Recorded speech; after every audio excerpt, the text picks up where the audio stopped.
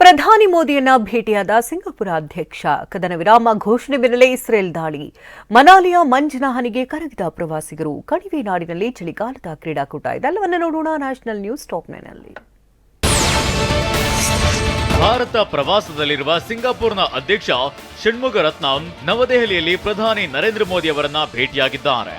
ಮೋದಿ ಮತ್ತು ಸಿಂಗಾಪುರ ಅಧ್ಯಕ್ಷರ ಭೇಟಿ ವೇಳೆ ಉಭಯ ದೇಶಗಳ ದ್ವಿಪಕ್ಷೀಯ ಸಂಬಂಧ ಬಲವರ್ಧನೆ ಮತ್ತು ವ್ಯಾಪಾರ ವಹಿವಾಟು ಇನ್ನಷ್ಟು ಹೆಚ್ಚಿಸುವ ಕುರಿತು ಚರ್ಚೆ ನಡೆಯಿತು ಎನ್ನಲಾಗಿದೆ.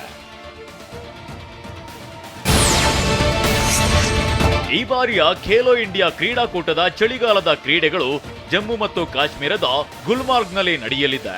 ಇದಕ್ಕಾಗಿ ಜಮ್ಮು ಮತ್ತು ಕಾಶ್ಮೀರ ಆಡಳಿತ ಕೇಂದ್ರ ಸರ್ಕಾರದ ಸಹಯೋಗದೊಂದಿಗೆ ತಯಾರಿ ಆರಂಭಿಸಿದೆ. ಆಗಾಗ ಸುರಿಯುತ್ತಿರುವ ಹಿಮಪಾತ ಮತ್ತು ಚಳಿಯಿಂದ ಎಲ್ಲೆಡೆ ಭೂಮಿ ಮಂಜುಗಟ್ಟಿದೆ. ಸ್ಕೀ ಗೇಮ್ಸ್ಗೆ ಸ್ಪರ್ಧಾಳುಗಳು ಗುಲ್ಮಾರ್ಗ್ನಲ್ಲಿ ಭರ್ಜರಿ ತಯಾರಿ ನಡೆಸಿದ್ದಾರೆ.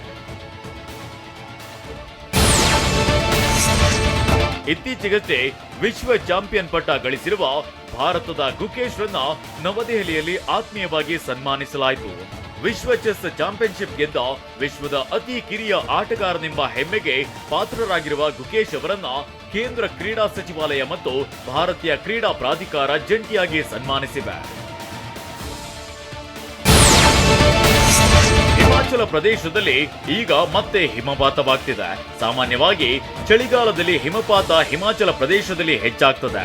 ಅದರಲ್ಲೂ ಮನಾಲಿ, ಮಂಡಿ, ಶಿಮ್ಲಾದಲ್ಲಿ ಹಿಮಪಾತ ಮತ್ತು ಮಂಜಿನ ಹನಿ ನೋಡಲೆಂದೇ ಪ್ರವಾಸಿಗರು ಬರ್ತಾರೆ. ಹೀಗಾಗಿ ಮನಾಲಿಯಲ್ಲಿ ಸುರಿಯುತ್ತಿರುವ ಮಂಜಿನ ಹನಿಗಳ ನಡುವೆ ಪ್ರವಾಸಿಗರು ಮನಬಿಚ್ಚಿ ಮೋಜು ಮಾಡ್ತಿದ್ದು ಇದನ್ನ ನೋಡೋದೇ ಒಂದು ಅಂದ ಎನಿಸುವಂತಿದೆ.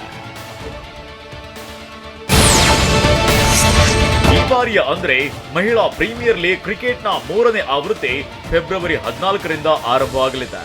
ಬರೋಡಾದಲ್ಲಿ ಟೂರ್ನಿಯ ಉದ್ಘಾಟನಾ ಪಂದ್ಯ ನಡೆಯಲಿದೆ. ಇದಾದ ನಂತರ ಲೀಗ್ ಹಂತದ ಪಂದ್ಯಗಳು ಬೆಂಗಳೂರು ಮತ್ತು ಲಕ್ನೋನಲ್ಲಿ ನಡೆಯಲಿದೆ. ಎಲಿಮಿನೇಟರ್ ಹಾಗೂ ಫೈನಲ್ ಪಂದ್ಯಗಳು ಮಾರ್ಚ್ 13 ಮತ್ತು 15ರಂದು ಮುಂಬೈನ ಬ್ರಾಬೋರ್ನ ಕ್ರೀಡಾಂಗಣದಲ್ಲಿ ನಡೆಯಲಿದೆ.